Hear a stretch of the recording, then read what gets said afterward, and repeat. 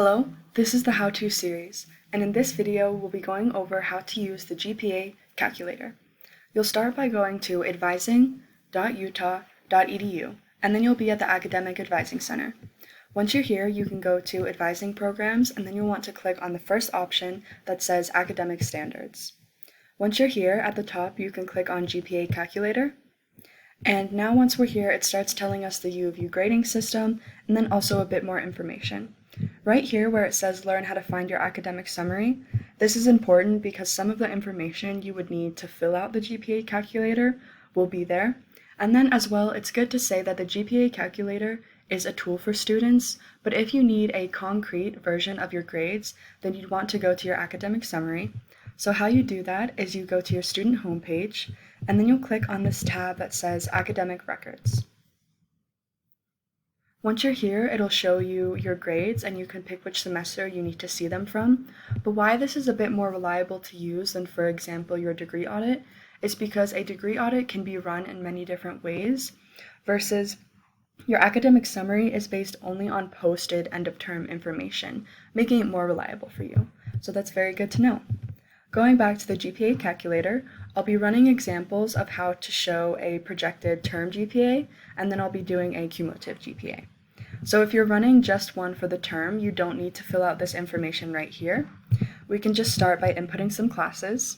So I'll input that I'm a full-time student. I don't need to check that anywhere, but I'll just get to 12 units overall here because 12 credits is a full-time student.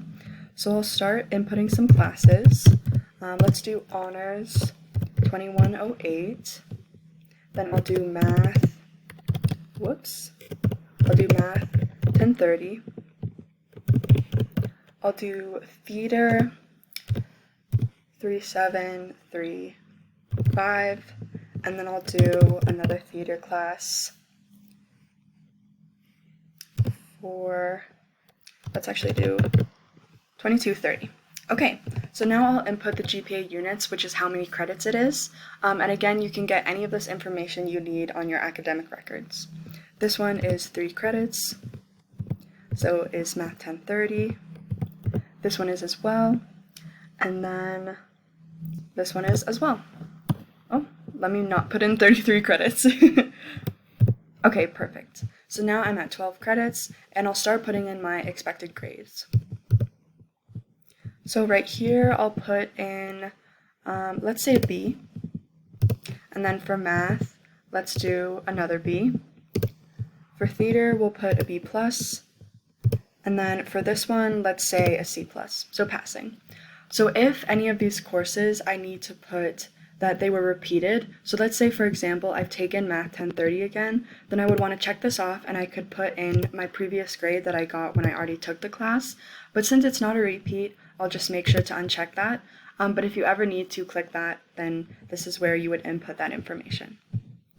Alright, so now I'll calculate it. And when you've calculated, the information will show up right here. So it's projected that my term GPA would be a 2.9, and this is how many units it is. So that's where all the information is. Now, and this is telling me my cumulative because this is the only term that it's inputting.